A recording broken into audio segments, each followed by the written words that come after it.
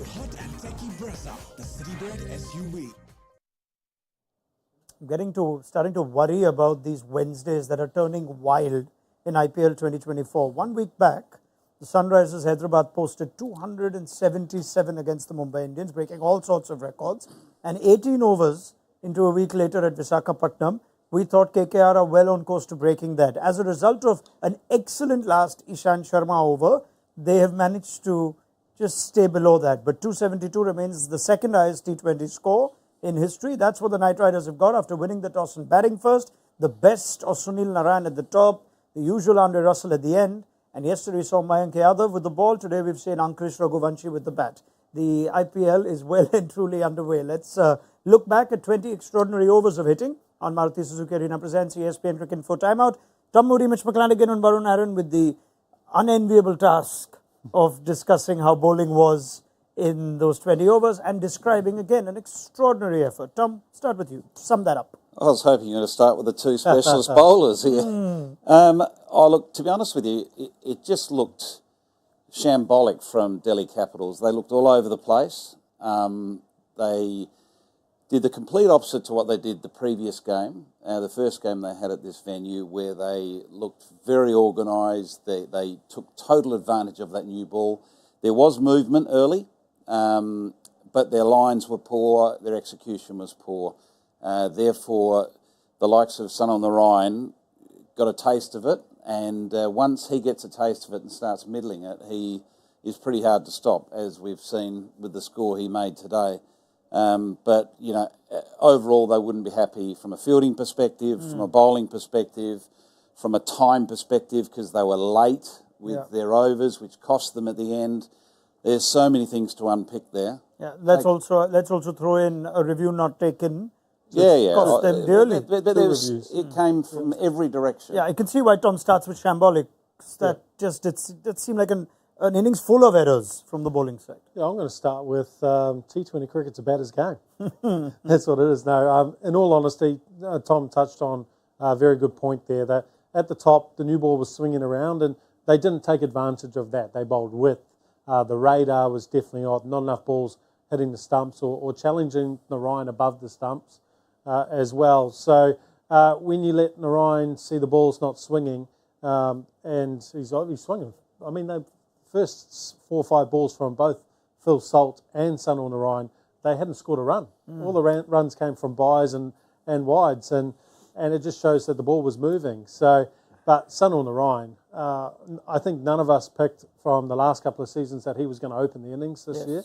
Gautam Gambhir comes back to KKR and he just pulls out the blueprint that worked for them when they won those championships. And Sunil Narine tonight was simply sublime. I mean, as good as he is. And we've seen him like this in what we thought was his prime. Now, let's say his prime is still going on, but you've got to think that something is out of place if Narine, due respect to him, is still having this kind of impact with the bat up top. Look, the truth is, I feel teams are getting overawed by his hitting power and just trying to bump him out and bowl back of length. See, Sunil Narine has only one gear, and that is 8th. It's not even 5th. He's either getting beaten or it's either 6 or 4. Yeah. He doesn't look to play a single defense shot. So you have to bring in stumps into play when the ball is moving, which means you hit a good length, like a test match length to start with, because we all know he cannot play a moving ball. If you bowl short, ball's not going to move, right? It's just going to, going to sit up for him to tonk you anywhere I mean, he would want to. The other thing is, if you bowl bumpers in the power play, I mean, if he edges you, it's 6. If he connects you, if it's not high enough, he connects, it's 6. So, I mean, you've got to choose your time to bowl a bumper, and you have to move the ball at the beginning. The blueprint of how to bowl to him was showed by Bhuvi in the game versus SRH. He couldn't get a bat on ball because the ball is moving. The other thing was, he obviously played really well. Raghuvanshi was unbelievable. Yeah. Such good batting by 18-year-old. I mean, it's just heartwarming to see the kind of talent India has in the IPL at the moment. They just fearless. They play some unbelievable shots. That reverse lap over third man was so good to see, and everybody really came together. And I just feel Delhi started off wrong, like Mitch and Tom were saying, that there was movement. They just didn't bowl the right lengths. Just let me add that you had called Ishant to get Narine, and that non-review was indeed caught behind of Ishant. I was just hoping. Yeah, I know that was sad, but at the end of the day, they bowled really short to Narine to start off with. I mean, it's like the powers in the world were working against the two of you and for Mitch McClenaghan. Because there we had a review not taken. Your outrageous pick was sort How of about giving us the power to pick first? Yeah, You I had realized. it.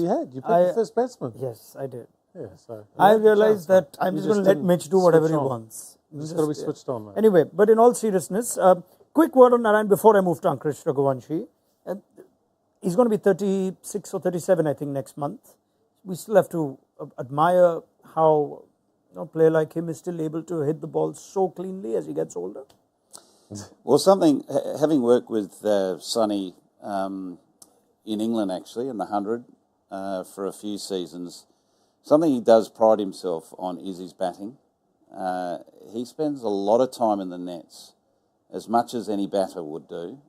He loves batting, and he practices his range hitting. So it's not like he's a bowler that will have a bat at the end of when all the batters have had a finish. He is very committed to practicing hard on his batting. So it's no coincidence that he has the odd night out like he's had tonight, because he does put the work in. His age, he over recent years has worked very hard on his fitness. Yes, he's not Usain Bolt in the field. He never will be. But what he brings to the table as a mystery spinner that's got a remarkable career, and that impact batter from time to time can come off and really hurt you, is so powerful. And he's played over 500 games. Yeah. This guy. It's incredible career. To think he's older than one of my panelists, almost as old as another, still going strong. If you two had only spent a little more time in the nets, in addition to trying to hurt batters. That's the one. All right. Angkrish Raghuvanshi. Let me start over, because we're going to say this name quite a while. Angkrish Raghuvanshi, young man from Mumbai, played in the India under-19 team in the World Cup in the last edition before the one this year. And we were wondering, okay, what's this about this kid? He didn't get to bat last time. Now he's come in at 3. We've seen something special today. What was special about Raghuvanshi? 54 of 27. Mitch? Well, first ball 4, first and foremost. Made it look easy, no nerves. And then from then, I think every shot, when you're looking at a batsman who you haven't seen before, every time they hit a boundary or just when they hit the shot, you see the shape and the time and the technique that they have. And sometimes you go, wow, that guy's got it. And sometimes it's neither here nor there. You kind of don't really see them as a blip on the radar. Well, tonight he was a massive blip on the radar. He is sensational. I think Tom in the room kind of said that he looked like Shubman Gill. And then you throw in a little bit of innovation in there as well. He's a really, really exciting young talent. Carry on that point of your immediate comparison with, this guy looks like Shubman. Yeah, it was interesting, because I was talking to Steve Smith about it just in our breakout room as we were watching the game, and there's a lot of similarities with regards to how he sets up as a batter. His hands and his bat path is very similar to Shubman Gill. Now, I don't want people to get confused that suddenly he's going to be another Shubman Gill, but there is a lot of what he does is very, very similar, which is a good sign, because Shubman Gill has got he's got a game and a half, and he's only very early in his journey as an international cricketer, but he's not going away in a hurry, is he? So at the age of 18, to 1, show that composure, 2, show a sound technique against the high pace of a Nokia and all the other nerves that comes with playing on the big stage, is a great sign. Yeah, they sent him in at 3 as well, ahead of Venki Iyer. So good on the management too. I mean, I feel that's another hallmark of any successful team throughout the IPL. They really show faith in their youngsters, which is very important to also build a team and make sure that actually there's a message being sent out that we are supporting our youngsters. We believe in your ability. But I would like to also bring attention to one more thing which we actually spoke about before the game, was DC's bowling depth. So the moment, you don't have Kuldeep and you don't have Mukesh today. The moment their part-timers have to come in, all hell breaks loose, and this is what you get. What you get. So Delhi is really going to have to look at some bowling options to go ahead with, because you can't go with four proper bowlers and 3 part-timers. You're going to have days like these. I mean, could they have used their resources any differently today? Ishant Sharma came back towards the end. Khalil Ahmed was used differently than previous games. Akshar, just the 1 over, I think, as it turns out. Sorry, excuse me, I sound like Kermit the Frog. I'm not going to jump around on the couch. I'll save that for halfway through the tournament. No, the only thing they probably could have done is bring Ishant Sharma in a bit earlier. I thought he only bowled that last over. Come on, be serious, Tom. I'm very serious. Stop laughing. I'm concerned. He could have come in a little bit earlier, because he's still got a really good knuckle ball. He's got a great Yorker, which we saw to Andre Russell, and he's got experience. Yeah. So under pressure, Ishant Sharma doesn't melt. So I would have liked to have seen him come back into the fray when they probably brought Mitchell Marsh in to try and attack particularly Russell a little bit earlier. On that note, though, Russell, impact again, 41 of 19? Yeah, look, the stage was perfectly set for him, wasn't it? Having a runaway game like it was, for him to come in, and it's not like he played any differently if they were in trouble, because that's his brand, and he's playing with a lot of confidence. And if you don't get it right to Andre Russell, you're going to pay dearly, because even his miss hits go for 6. Yeah, they got it right towards the end with the Yorker and the plan that you're talking about, trying to attack him on the heels. Yeah. Did they try that enough? No. There's none of that, and that's the whole. When you're facing a storm like that as a team, all those sort of clear thinking and strategy just goes completely out the window, and even your bowler deployment does get sort of all muddled up, because what's happened in the first half of the innings has compromised what you had hoped that was going to play out as the innings unfolds. But that's where you need, I suppose, that calmness and senior players to step in and, have that reset moment. And that's where your timeout comes into play as well, your strategic timeout, where you reset. Right, this is put behind what's just happened. What's important now? What's in front of us? How are we going to address this? Now, remember we talked about Russell hitting him on the heel. Remember we talked about the bouncer, the line of the bouncer had to be on his left shoulder, not outside his right shoulder. All those things, just reinforcing those basics that can be easily forgotten when you're under the pressure. Now, both of you guys have been under pressure as pace bowlers. When the fire is raging, you do get that sort of sense that at times it's like rabbit in the headlights, isn't it? Yeah, and I guess the timeouts are very important. You've got to use your coaching staff, and sometimes you've got to ask questions, because they're under pressure as well, and they can't get around everyone. But what I didn't see was a lot of conversations between senior players running past each other on the field, and communication on the field is also very important. Look, if you don't have bowling options, everything else is going to not work out. You have to have quality bowling options. And Ishant Sharma, again, to come back to your point, Mitch, Ishant Sharma's role is primarily new ball through the middle. So today what happens is everybody is going at 14s, and again, you have to be dynamic with your plans. They've not basically factored in bowling him at the death. So they're like, okay, let's just bowl him at the death now. Because they used him at the top, but they didn't use him in the middle. They're just running out of... there's no one really oozing confidence for the captain to throw the ball to. Yeah, like you could have bowled Ishant Sharma out by the 14th over. Correct, but he went for almost, his second over went for almost 25 or something like that. So as a captain, you look and go like, okay, man, this is not, it's not looking good.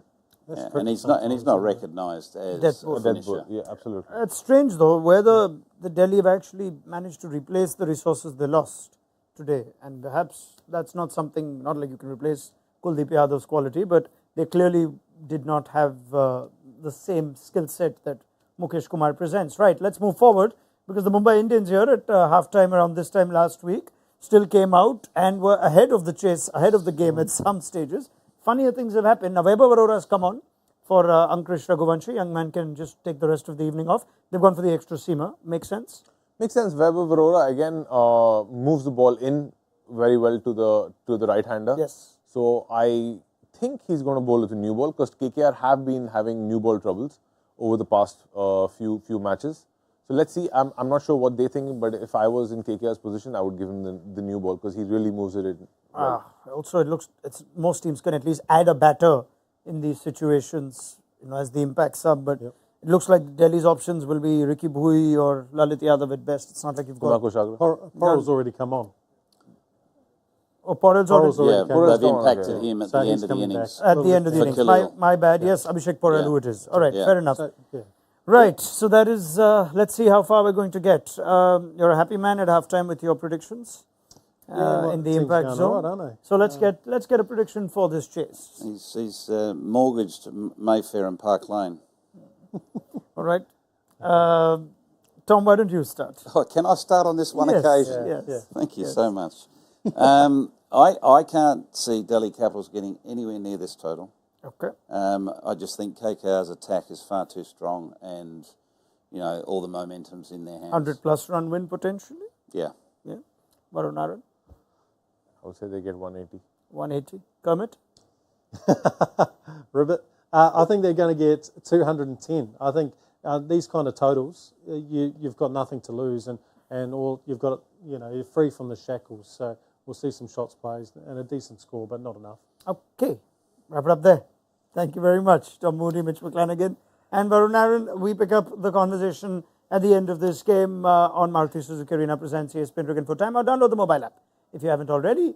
It will have some very busy ball-by-ball commentators just registering 4s and 6s galore in this game in Visakhapatnam. If they come even remotely close, we should have had a cracker. We'll see you at the end of it.